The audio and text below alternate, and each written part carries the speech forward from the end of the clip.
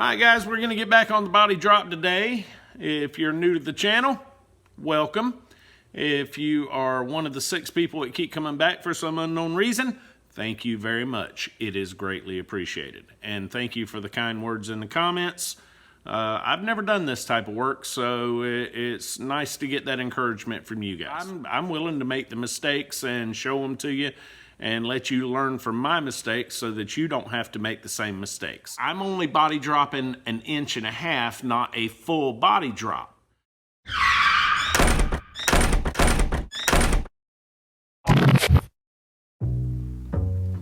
Want to send a big shout out to Jeremy Sprayberry, who reminded me to do this. And yes, this is paid product placement because I paid for the product. Now I'm going to place this cardboard right here to protect this rear glass.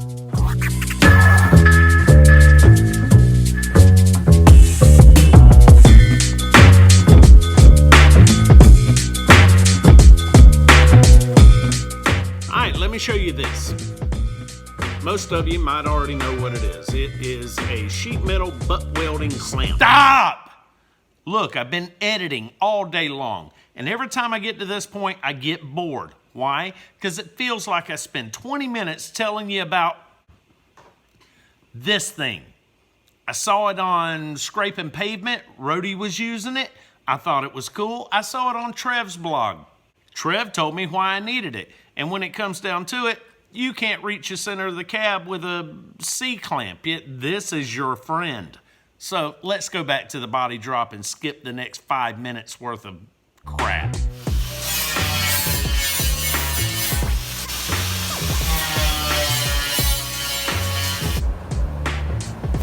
I'm gonna be real quick to point out that this first step that I'm gonna show you is totally unnecessary. Very unnecessary. But the reason we're going to do this is because, honestly, I work by myself most of the time. Granted, that is by choice. I mean, the mayor of our fine town will come over and help me move the bed on and off the truck when I need him to. Joe offers his help regularly. Matter of fact, when we get under the hood, Joe's going to do all the engine work because I'm clueless under the hood, but I know my limitations. And so the plan is, I've got some 1.5 inch angle iron. We're going to take the 1.5 inch angle iron, weld it into the cab, and then the floor will sit here. That way we know that it is 1.5 inches. All you need is a measuring tape and get it right and weld it up. But it'll be a lot easier to make sure it's in the right spot if I've got an 1.5 inch spacer, which is what this will be the equivalent of. So we've got 3 of them for each side. We're going to weld one in here, one about here, and the last one will probably go back here somewhere. But when we get to that point, we'll get the floor versus the cab the right distance apart. Then we can weld that up. We'll know it's in the right spot, and then we can put some sheet metal in that gap.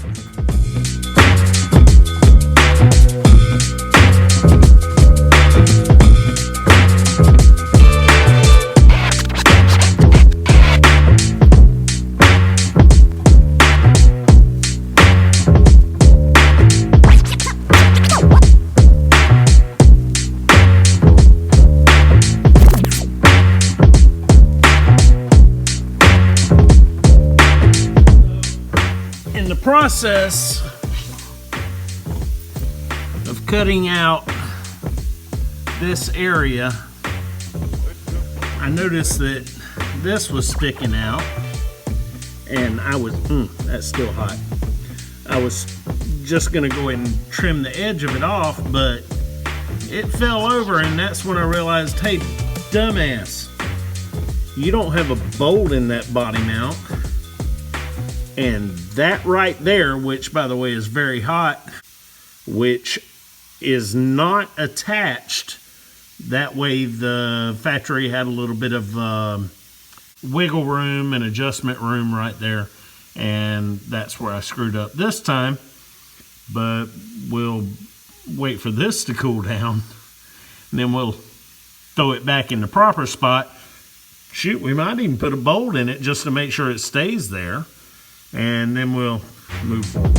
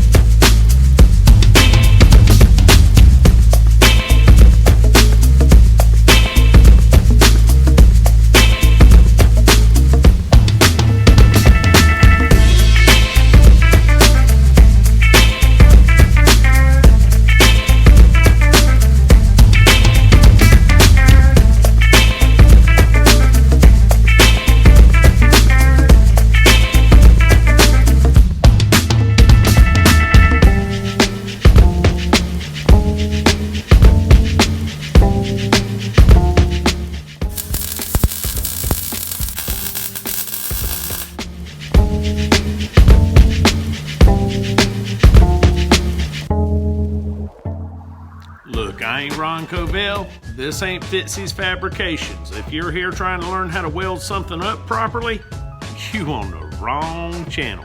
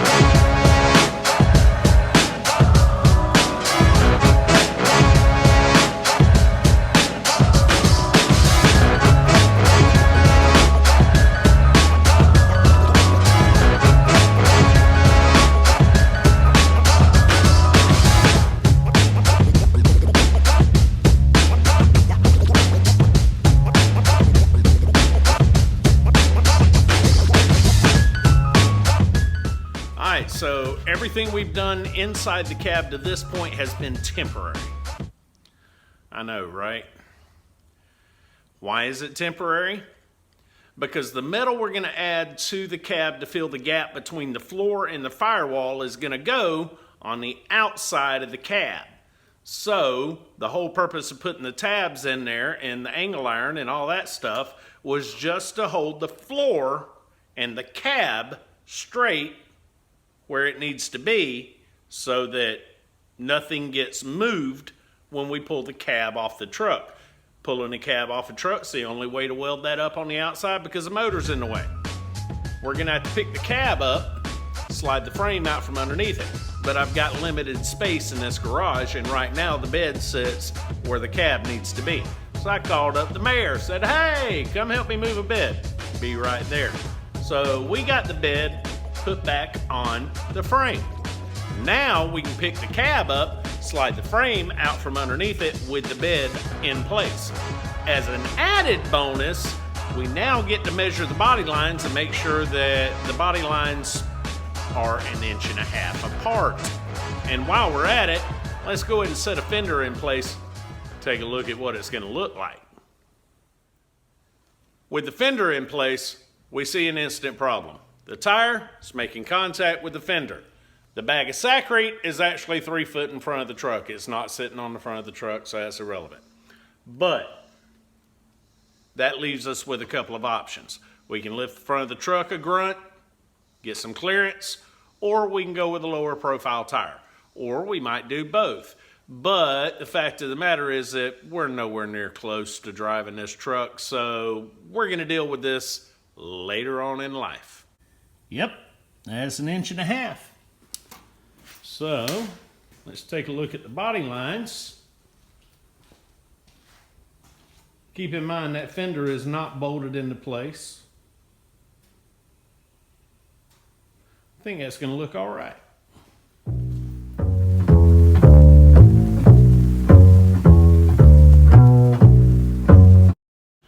Let's pause that right here. So, is this normal? The frame is boxed in, but it seems like there should be some flex to it. And you throw a floor jack under it and it picks up half a truck. That's pretty stiff. Daisy, the 88, she does the same thing, but she's got a rigid unibody structure under her. And the stupid truck, seems like there should be some flex to the frame. So if you have a boxed in frame, tell me something in the comments. Is this normal? I don't know. Let's go back to your regularly scheduled programming.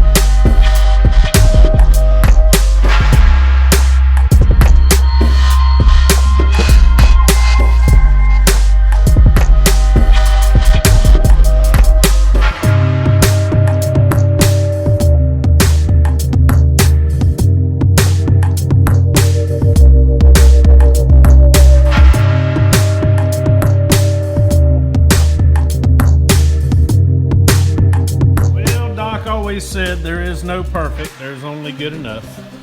But that took most of a day, and I got Tropical Storm Fred overhead, and that's totally enjoyable. But next step, we'll do that side over there at the wheel well. All right, day 2 on the Firewall. We got this far yesterday. I'm not totally happy with that. It's not as pretty as I would like it to be, but I got up in here and there was a lot of, well, this metal was very thin from the other side, so I had to put a patch in there. This is so curved up in there, you can't really get up in there to grind the welding edge down and make it smooth without biting into this metal. And it's only about a 19 gauge as far as the factory metal on the Firewall, so I'm iffy about grinding into this. You can see the stretch marks and compression marks here from where the factory stamp curved it. We're going to end up having to put some seam seal along these lines just to make sure there's no pinholes left, and we'll do that later in life. Obviously got a little more grinding right here to do. I'm not happy with that. The metal I'm putting in place of this 19 gauge is 16 gauge. Today we're going to start working on this over here. Spent the first half of my day working on vending machines and doing all the running around for the businesses, and so it's about 1 o'clock right now. Now Tropical Storm Fred moved out quite nicely, so I'm thinking I'm gonna clean up one of the cars and go for a ride today. So that gives me about 3 or 4 hours I can work on this. Let's see how far we can get in the next 3 hours or so.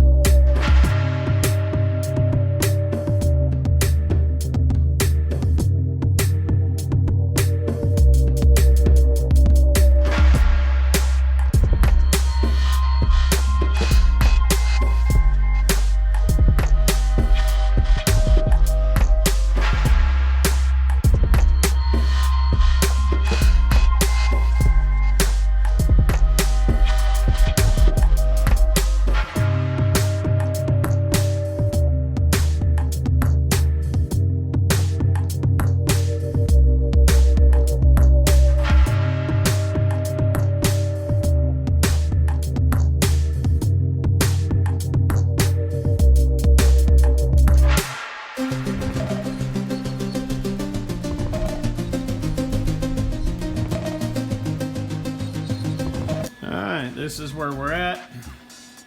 My welding looks a ton better today. Not to say it's gonna grind down smooth, but I believe that that would be stronger than just filling that gap like this and keeping the pinch weld. So we're probably gonna cut that pinch weld off and say a prayer.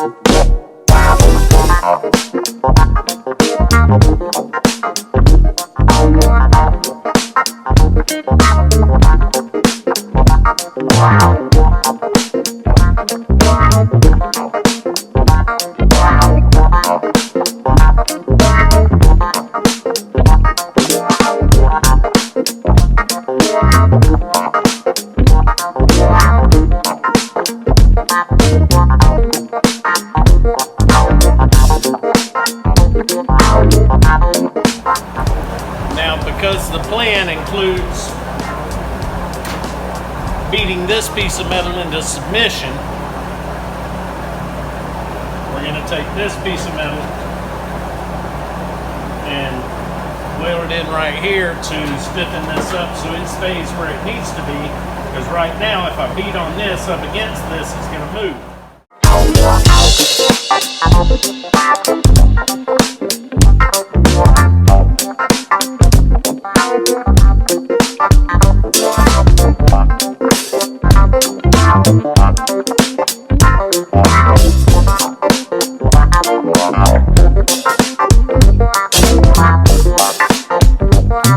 Alright, I bought some more cardboard today so that we can keep going on this.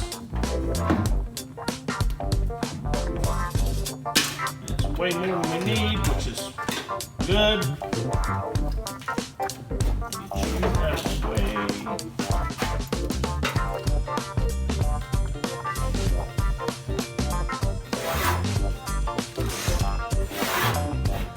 The idea is we're going to make a template and then transfer that to metal. And the reason is that it's way easier to do this than it is to take a piece of metal, set it in place, trim it, cut it, what have you. So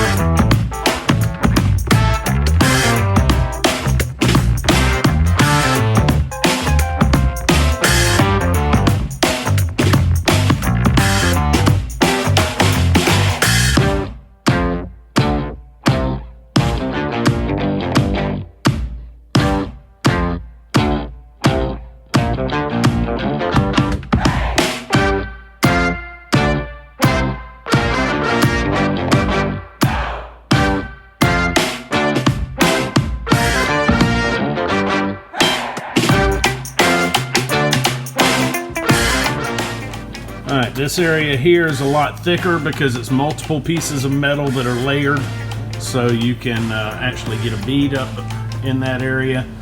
The rest of the floor though is 19 gauge metal. Of course I'm putting 16 gauge in. Some spots I could get a bead on it, other spots I just had to skip weld, do some spot after spot after spot. I still got some spots like this to fix.